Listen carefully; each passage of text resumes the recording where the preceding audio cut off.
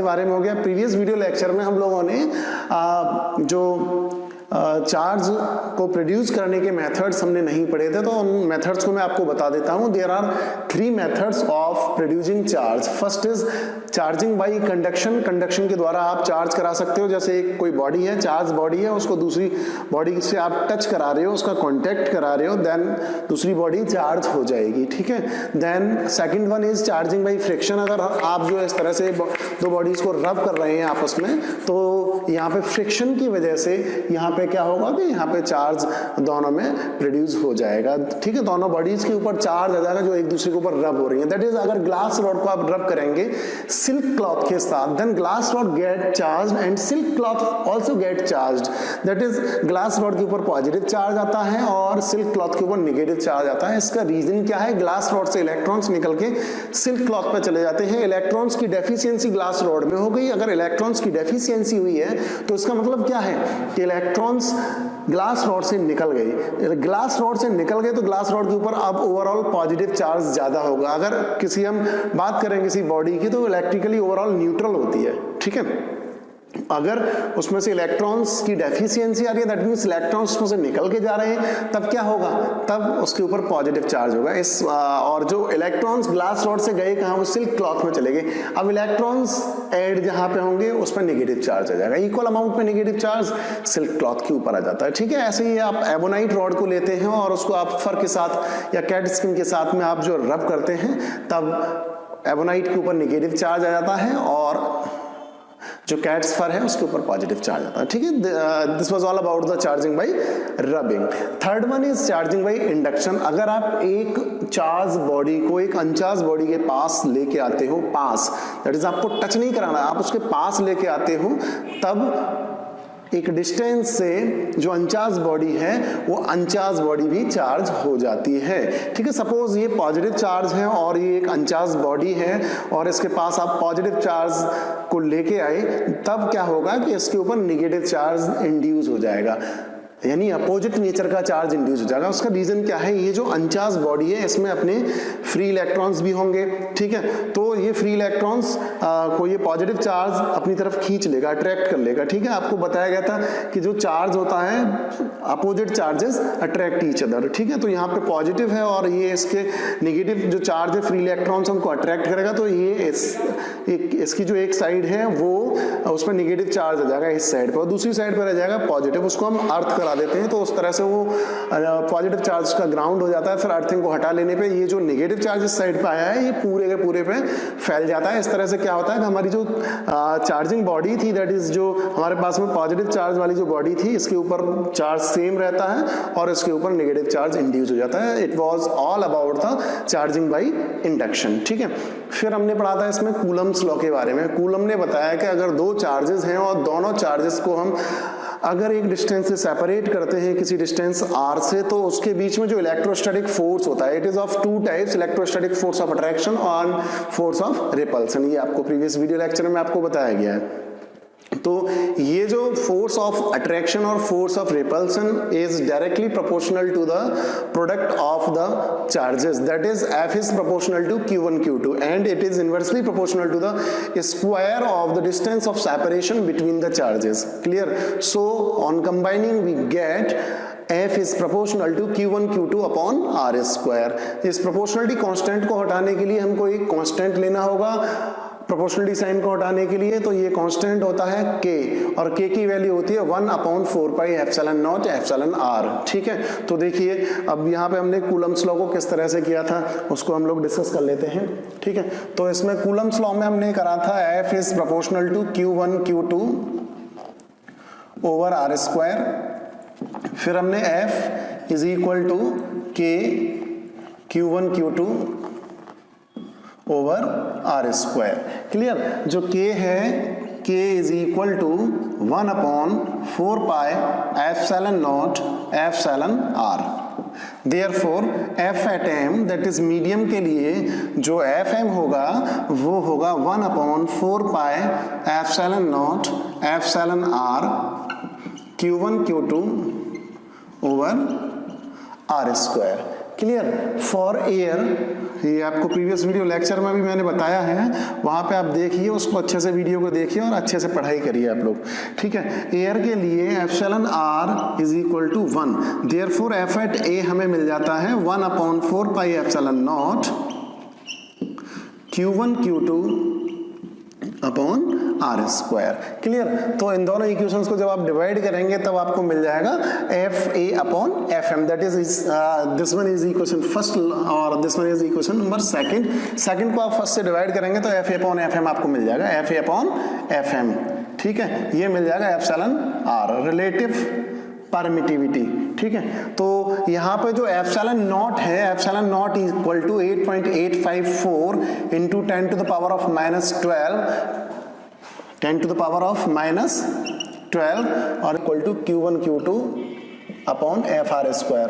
तो हमारी यूनिट हो जाएगी इसकी coulomb square per newton per metre square, ठीक है। तो ये इसकी यूनिट होगी, यूनिट निकालना मैंने आपको बता दिया, इसकी डायमेंशन फॉर्मूला आप इसी तरह से निकाल सकते हो, ठीक। तो it was all about the Coulomb's law. Coulomb's law को फिर हमने जो है इसमें एक डाइलेक्ट्रिक कांस्टेंट भी लिया था सीजीएस सिस्टम के अकॉर्डिंग, स्मॉल के इक्वल टू 1 अपॉन कैपिटल के, ठीक है। तो उसके अकॉर्डिंग आपको करना है उसको। तो ये जो है आपको मिल जाएगा F upon F M, again फिर से के मिल जाएगा। तो यहाँ से हम जो है एप्सिलॉन आर इक्वल टू के कर सकते हैं, ठीक। फिर हमने पढ़ा था Coulomb's law in vector form. तो Coulomb's law in vector form में हमने ये दिखाया था कि जो F12 है that is force exerted on charge 1 due to charge 2 is equal and opposite to the force exerted on charge 2 due to charge 1, ठीक है। that is F12 is equal to minus F21। तो इतना ये जो है हमने previous video lecture में किया था, तो ये इसका रिवीजन है। देन उसके बाद अब हम आगे बढ़ते हैं, ओके। अब हम बात करेंगे Coulomb's force between charges in terms of their respective position vectors, ठीक है। Suppose there are two charges Q1 and Q2, ठीक। तो उनके बीच में जो Coulomb's force है वो उनके पोजीशन वेक्टर के फॉर्म में किस तरह से होगा। तो पोजीशन वेक्टर्स हमने मान लिए R1 and R2 with the position vectors of charge Q1 and Q2, ठीक है। यहाँ पर ये unit vectors that is directional vector है R12 एंड R21 कैप, ठीक है। F12 is what? F12 is the force acting on charge Q1 due to charge Q2, ठीक है। और F21 is force acting on charge Q2 due to charge Q2, ठीक है, sorry charge Q1, ठीक। Then अब हम निकालेंगे Coulomb's force acting on charge Q2 due to charge Q1, that is F21 is equal to 1/4 pi epsilon naught Q1 Q2 upon Q1 Q2 और उनके बीच की distance है AB, ठीक है। तो mod AB square into R12 cap, ठीक है, क्योंकि हम F21 निकाल रहे हैं, F21। तो इसकी तरफ जो यूनिट वेक्टर है, जो डायरेक्शनल वेक्टर है वो है R12 कैप। तो R12 कैप हमने यहाँ पे ले लिया। देन उसके बाद AB इक्वल टू जो AB हम निकालेंगे वो कैसे निकालेंगे? R2 माइनस R1, AB निकाल रहे हैं, ठीक है। तो R2 minus R1 is equal to R12 vector, ठीक। देयरफॉर F21 क्या हो जाएगा? 1/4 pi epsilon naught Q1 Q2 upon R12 mod square into R12 cap. अब जो R12 है इसको मॉड ऑफ R12 को हम R2 माइनस R1 ये रख सकते हैं मॉड में। देन उसके बाद R12 cap is equal to, ये क्या होता है, जैसे अगर कोई भी वेक्टर है और जैसे suppose let vector A cap है, तो इसको हम कैसे निकालते हैं? Vector upon magnitude of vector, ठीक है। ये इसका तरीका होता है। तो vector that means vector A upon modulus of vector A, ठीक। तो ये जो है इस तरह से हमने यहाँ पे निकाला r12 cap is equal to जो वेक्टर है इसका r12 का, ठीक, तो इसका वेक्टर क्या होगा r2 minus r1 upon modulus of r2 minus r1। अब हम क्या करेंगे, ये r12 कैप की जो वैल्यू है इसको वैल्यू को यहाँ पे पुट कर देते हैं, तो हमें क्या मिल जाता है कि F21 equal to 1/4 Q1 Q2 और ये आ जाएगा R2 माइनस R1 अपॉन में पहले क्या था हमारे पास स्क्वायर था, एक पावर और आ जाएगी, ये नीचे से मॉड्यूलस आ जाएगा, ठीक है, तो ये मॉड होल क्यूब हो जाएगा, ठीक है। Similarly we can find it out that F12 is equal to 1/4 pi epsilon naught, that is F12 मैंने आपको बताया force acting on charge Q1 due to charge Q2, तो ये क्या होगा F12 is equal to 1/4 pi epsilon naught Q1 Q2 और यहाँ पे हमारा होगा R1 minus R2 upon mod of R1 minus R2 whole cube, ठीक है, तो ये हो जाएगा हमारा F12, ठीक है। So it is the Coulomb's force between charges in terms of their position vectors. पढ़ेंगे superposition principle, force among multiple charges, यानी बहुत सारे चार्जेस हैं, उन चार्जेस के बीच में फोर्स किस तरह से लगेगा, ठीक है, उसको हम पढ़ेंगे। तो यहाँ पे देखिए हमने X Y Z Cartesian plane में बहुत सारे चार्जेस को लिया है, that is Q1 Q2 Q3 Qn, ठीक है, और एक ये टेस्ट चार्ज है हमारा Q0, ठीक है, पॉइंट चार्ज है। तो सपोज ये जो पॉइंट चार्ज है Q0, इसके ऊपर जो फोर्स लग रहा है वो फोर्स किसकी वजह से लग रहा है, इन सारे चार्जेस की वजह से, Q1 की वजह से, Q2 की वजह से, Q3 की वजह से, Qn की वजह से, इनमें जो फोर्स लगेगा Q0 के ऊपर वो it will be the vector sum of all the individual forces acting on that point charge due to all other point charges, that is the superposition principle states that the net force acting on a point charge is the vector sum of individual forces acting on that point charge due to all other point charges, ठीक है। तो सारे point charges की वजह से इस पर जितना फोर्स लगेगा वो क्या होगा, वो इन सारे फोर्सेस का वेक्टर सम होगा, दैट इज जो नेट फोर्स होगा F इज इक्वल टू ये होगा हमारा F01, दैट इज अभी मैंने आपको बताया था, जैसे सपोज करिए हमारे पास इस तरह से है F12, तो F12 का मतलब क्या है, फोर्स एक्टिंग पहला वाला यानी ऑन और दूसरा वाला Y, तो अब इसी तरह से हमारे पास अगर मैंने लिखा है 01, तो इसका मतलब क्या है, फोर्स एक्टिंग ऑन Q0 किसकी वजह से, 1 की वजह से, Q1 की वजह से, तो ये F01 plus F02 plus F03, ठीक है, तो इस तरह से आपको लिखना है, बहुत simple, plus F03 plus dot dot dot plus F0n, ठीक है, इस तरह से n तक है तो n लिख देंगे हम।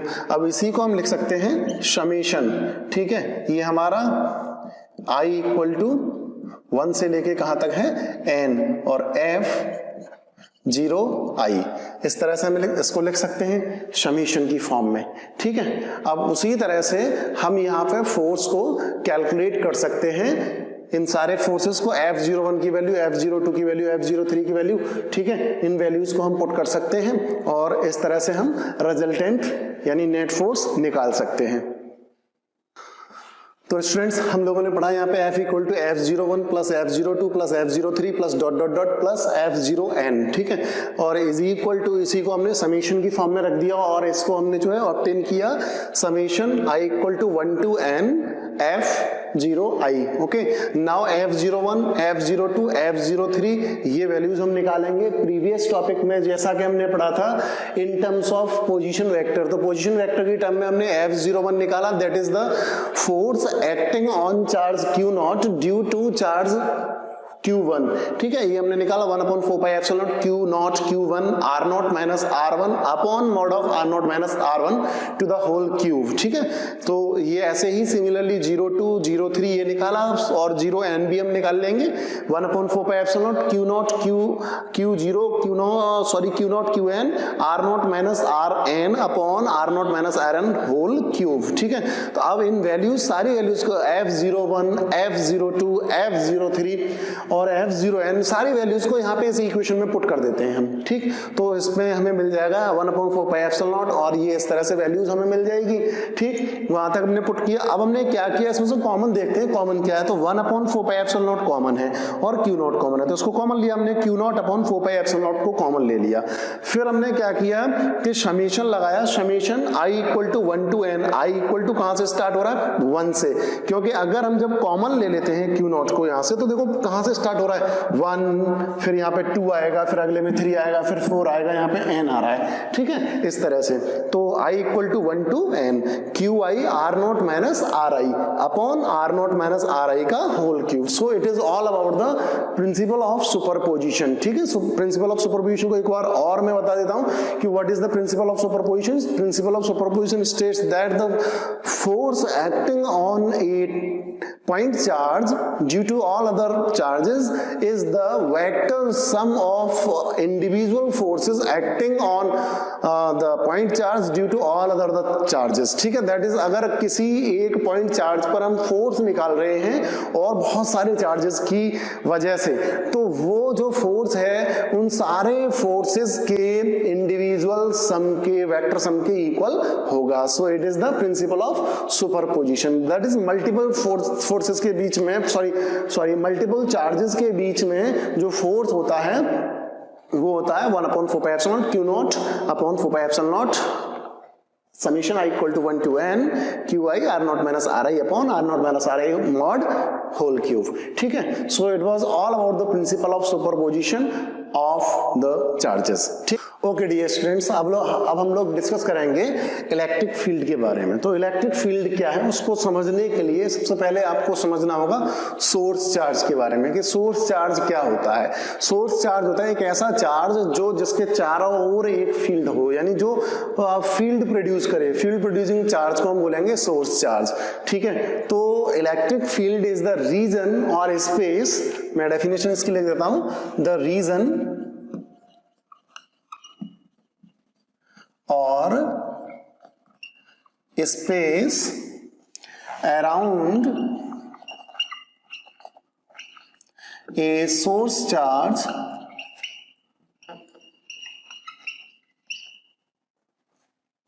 in which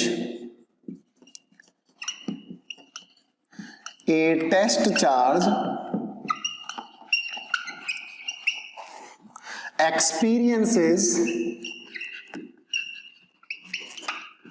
a force on it, that is एक जो पॉइंट चार्ज है, पॉइंट चार्ज सोर्स चार्ज के चारों ओर वो रीजन जिसमें फोर्स एक्सपीरियंस करे उसको हम बोलते हैं इलेक्ट्रिक फील्ड, ठीक है।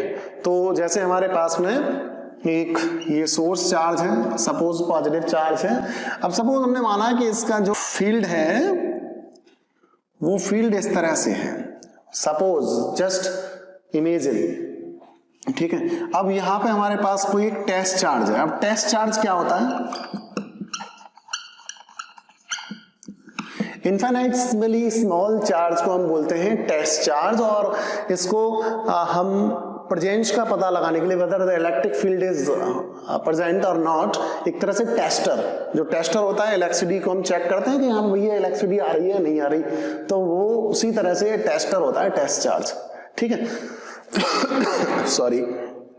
तो हम अगर इस टेस्ट चार्ज को लेके आएंगे इलेक्ट्रिक फील्ड की तरफ, तो अब सपोज ये यहाँ पे है इस जगह पे, तो it will experience no force on it, ठीक। जैसे ही यहाँ पे एंटर करेगा, इस जगह पे आएगा, जैसे यहाँ एंटर कर जाएगा तो यहाँ एंटर करने पे it will experience a force, ठीक है। तो इसको एक फोर्स एक्सपीरियंस होगा।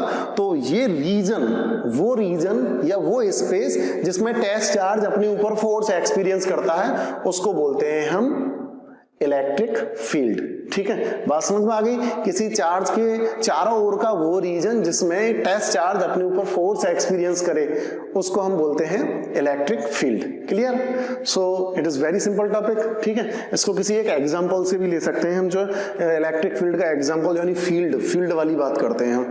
जैसे सपोज करिए दो ग्रुप्स हैं और दो ग्रुप्स में कुछ उनके बीच में क्लासेस चल रहे हैं, तो अब उनका अपना अपना फील्ड होता है, आ जाना तू मेरे फील्ड में, मैं देखूंगा तुझे, हाँ। तो अगर दूसरी पार्टी का अगर उसके फील्ड में जाता है तो वो उसकी फील्डिंग सेट कर देता है, ठीक है। तो ऐसे ही फील्ड है ये, तो ये उसको बोलते हैं इलेक्ट्रिक फील्ड, ठीक है। वो रीजन सोर्स चार्ज के चारों ओर, भाई अगर उसके फील्ड में आप जाएंगे तो आपकी फील्डिंग सेट हो जानी है, ठीक है। तो ये इसको आप इस तरह से अच्छे से समझ सकते हैं कि अगर ये जो टेस्ट चार्ज है अगर यहाँ पे इसकी फील्ड में एंटर करता है तो इस पर फोर्स लगना ही लगना है, ठीक है। इसके ऊपर फोर्स लगेगा, किसकी वजह से लगेगा, इस सोर्स चार्ज के चारों ओर के रीजन की वजह से, नहीं इलेक्ट्रिक फील्ड की वजह से इसके ऊपर फोर्स लगेगा, ठीक है। अब हम लोग डिस्कस करेंगे इलेक्ट्रिक फील्ड इंटेंसिटी।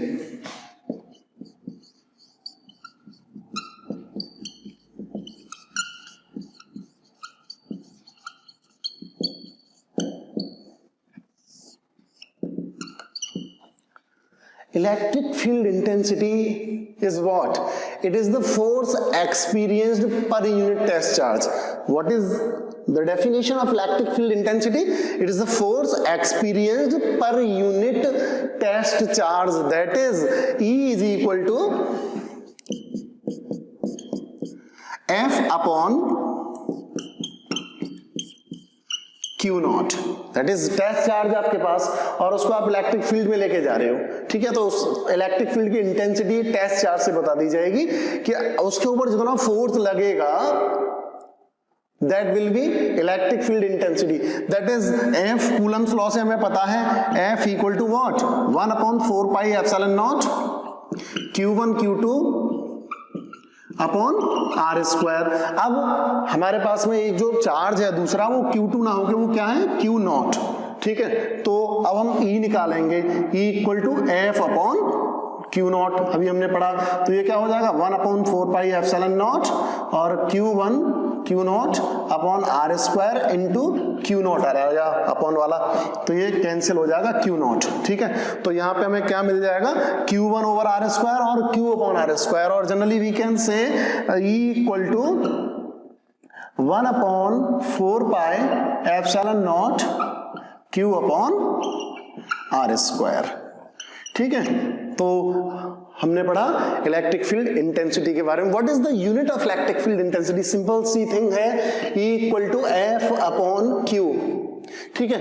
F यानी फोर्स न्यूटन पर कूलम, दैट इज, और वी कैन राइट NC-1, ठीक है। So it is the unit of electric field intensity.